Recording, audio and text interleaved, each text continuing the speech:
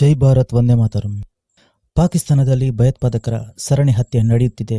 ಇದನ್ನು ಪಾಕಿಸ್ತಾನದಲ್ಲಿ ಯಾರು ಮಾಡ್ತಾರೆ ಎಂಬುದು ಇದುವರೆಗೆ ಗೊತ್ತಿಲ್ಲ. ಇನ್ನು ಅವರಿಗೆ ಕಂಡುಹಿಡಿಯಲು ಕೂಡ ಆಗಿಲ್ಲ. ಇನ್ನು ಎಲ್ಲ ಹತ್ಯೆ ಆದವರು ಭಾರತಕ್ಕೆ ಬೇಕಾಗಿರುವ ಮೋಸ್ಟ್ ವಾಂಟೆಡ್ ಭಯೋತ್ಪಾದಕರು. ಇವರು ಪಾಕಿಸ್ತಾನದಲ್ಲಿ ಇದ್ದುಕೊಂಡು ಭಾರತದಲ್ಲಿ ಭಯೋತ್ಪಾದಕ ದಾಳಿಯನ್ನು ನಡೆಸುತ್ತಿದ್ದರು. ಜಮ್ಮು ಕಾಶ್ಮೀರದಲ್ಲಿ ಭಯೋತ್ಪಾದಕರು ನುಸುಳಲು ಪಾಕಿಸ್ತಾನದ ಭಯೋತ್ಪಾದಕರು ಸಪೋರ್ಟ್ ಮಾಡುತ್ತಿದ್ದರು. ಅವರ ಮೂಲ ಉದ್ದೇಶ ಭಾರತದಲ್ಲಿ ವಿಧ್ವಂಸಕ ಕೃತ್ಯ ನಡೆಸುವುದು. ಯಾರೋ ಬರ್ತಾರೆ, ಕೊಲ್ತಾರೆ, ಹೋಗ್ತಾರೆ. ಯಾರು ಅಂತ ಇದುವರೆಗೆ ಪಾಕಿಸ್ತಾನಕ್ಕೆ ಕಂಡುಹಿಡಿಯಲು ಆಗಲಿಲ್ಲ. ಆದರೆ ಹತ್ಯೆ ಆದವರೆಲ್ಲ ಭಾರತಕ್ಕೆ ಬೇಕಾಗಿರುವ ಮೋಸ್ಟ್ ವಾಂಟೆಡ್ ಭಯೋತ್ಪಾದಕರು. ಒಂದು ವಾರದ ಹಿಂದೆ ಭಾರತಕ್ಕೆ ಬೇಕಾಗಿರುವ ಭಯೋತ್ಪಾದಕ ಯಾರೋ ಅಪರಿಚಿತ ಬಂದೂಕುಧಾರಿಗಳು ಗುಂಡು ಹಾರಿಸಿ ಸಾಯಿಸಿಬಿಟ್ಟಿದ್ದಾರೆ. ಈಗ ಮತ್ತೊಂದು ಇನ್ಸಿಡೆಂಟ್ ನಡೆದಿದೆ.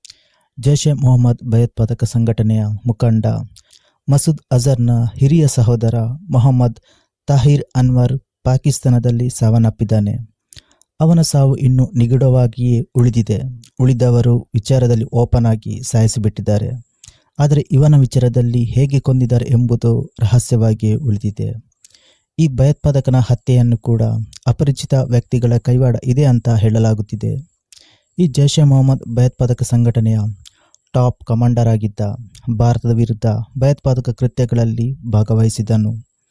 ಭಾರತದಲ್ಲಿ ನಡೆದ ಬಾಂಬ್ ದಾಳಿಗಳಲ್ಲಿ ಇವನ ಕೈವಾಡ ಕೂಡ ಇದೆ. ಇವನು ಜಿಹಾದಿಗೆ ಕರೆ ಕೊಟ್ಟಿದ್ದ. ಹಾಗೆ ಜಮ್ಮು ಕಾಶ್ಮೀರದಲ್ಲಿ ಅಶಾಂತಿ ಸೃಷ್ಟಿಸಲು ಪ್ರಯತ್ನಪಟ್ಟಿದ್ದಾನೆ. ಈ ಭಯೋತ್ಪಾದಕನ ಸಾವಿನಿಂದಾಗಿ ಜೈಷ್ ಎ ಮೊಹಮ್ಮದ್ ಉಗ್ರ ಸಂಘಟನೆಯಲ್ಲಿ ಒಂದು ಭಯದ ವಾತಾವರಣ ಸೃಷ್ಟಿಯಾಗಿದೆ. ಇದು ಭಾರತಕ್ಕೆ ಬೇಕಾಗಿರುವಂಥದ್ದು. ಪಾಕಿಸ್ತಾನದಲ್ಲಿ ಭಯೋತ್ಪಾದಕರು ಓಪನ್ ಆಗಿ ತಿರುಗಾಡ್ತಿದ್ದಾರೆ. ಅವರ ವಿರುದ್ಧ ಕ್ರಮ ಕೈಗೊಳ್ಳಿ ಅಂತ ಪಾಕಿಸ್ತಾನದ ಅವರ ಹತ್ರ ಹೇಳಿದರೆ ಅವರು ಯಾವುದೇ ರೀತಿಯ ಕ್ರಮಗಳನ್ನು ಕೈಗೊಳ್ಳುತ್ತಿಲ್ಲ. ಅದರ ಬದಲಾಗಿ ಅವರಿಗೆ ರಾಜ್ಯಾತೀತ ನೀಡಲಾಗುತ್ತದೆ.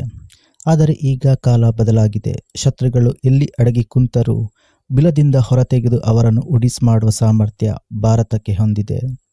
ಈಗ ಪಾಕಿಸ್ತಾನದಲ್ಲಿ ಒಂದು ಸಂಪ್ರದಾಯ ಶುರುವಾಗಿದೆ. ಅದೇನೆಂದರೆ ಯಾರೋ ಗೊತ್ತಿಲ್ಲ, ಬರ್ತಾರೆ, ಕೊಲ್ತಾರೆ, ಹೋಗ್ತಾರೆ. ಆದರೆ ಸತ್ತವರೆಲ್ಲ ಭಯೋತ್ಪಾದಕರು. ಅವರು ಭಾರತಕ್ಕೆ ಬೇಕಾಗಿರುವಂತಹ ಮೋಸ್ಟ್ ವಾಂಟೆಡ್ ಟೆರರಿಸ್ಟ್ಗಳಾಗಿರುತ್ತಾರೆ. ಇನ್ನು ಪಾಕಿಸ್ತಾನ ಕೂಡ ಆರೋಪ ಮಾಡಿದ್ದು ಇದರ ಹಿಂದೆ ಭಾರತದ ಕೈವಾಡ ಇದೆ ಅಂತ ಹೇಳಿದೆ.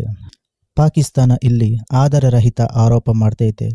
ಅವರ ಬಳಿ ಯಾವುದೇ ಸಾಕ್ಷಿ ಆಧಾರ ಇಲ್ಲ. ಏನೇ ಆದರೂ ಅದಕ್ಕೆಲ್ಲ ಕಾರಣ ಭಾರತ ಅಂತ ಪಾಕಿಸ್ತಾನ ಹೇಳುತ್ತಿದೆ. ಇದಕ್ಕೆ ಉತ್ತರ ಕೊಟ್ಟಿರುವ ಭಾರತ ನಮ್ಮ ಕೈವಾಡ ಏನೂ ಇಲ್ಲ ಅಂತ ಭಾರತ ಹೇಳಿದೆ.